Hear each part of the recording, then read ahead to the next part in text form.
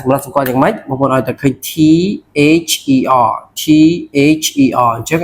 T H ចឹង sound វានេះបងប្អូនណា A N K ank ank sank បាទសួស្តីបងប្អូនអរគ្នាឥឡូវយើងមករៀនសម្គាល់សំឡេងរបស់អក្សរ TH ដែលវាមាន2សំឡេងបងប្អូនបាទទី1គឺសំឡេង the ហើយទី2គឺសំឡេង s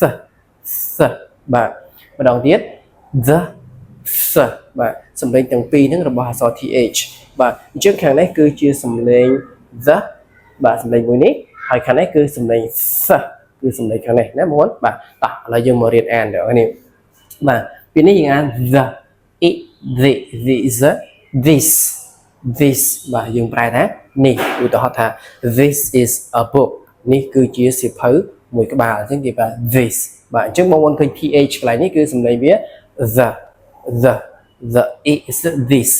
បាទខាងនេះ that អត់អានថា that ទេណាបងប្អូនបាទ that អក្សរហ្នឹងthat យើងរៀងលៀនចេញក្រៅតិចមក that is a dog នោះគឺជាឆ្កែមួយក្បាលអញ្ចឹងណាបងប្អូនបាទ that បាទថានោះអានេះយើងអានថា there អូខេ there យើងប្រែថាទីនោះបាទទីនោះ there is a pen មានប៊ិចមួយដើមបាទ there is a pen over there មានប៊ិចមួយដើមនៅទីនោះបាទអញ្ចឹងទៅណាអូខេពេលនេះគេអានថា mother បាទ th ខ្លះនេះគឺ sound វា the បូក er sound the អញ្ចឹងអានថា mother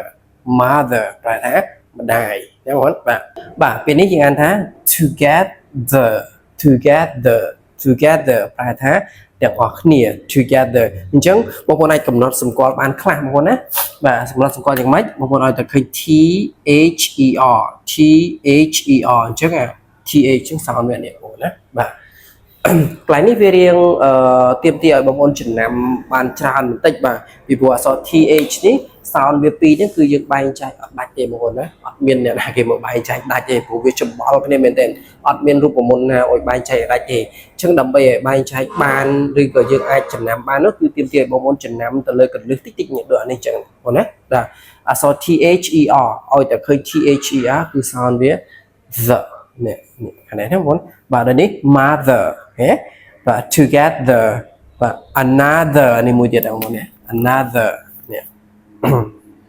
បាទ another យើងប្រែថាមួយទៀតបាទមួយទៀតឥឡូវយើងចូលទៅមួយទៀតគឺចូលទៅដល់ th ដែលមាន sound s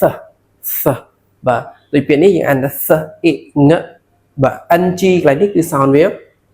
ណាបងប្អូនបាទ sound ងបាទយើងរៀនកាលពីមេរៀនមុនណាបងប្អូនបាទយើងអានថា think យើងបែរថាគិតបាទពេលនេះអានថា thank ank ank thank យើងប្រែថាអរគុណបាទដល់ពេលនេះអានថា sin យើងប្រែថាស្គមបាទស្គមឬក៏បើនិយាយពីកម្រាស់យើងស្ដើងបាទពេលនេះអានថា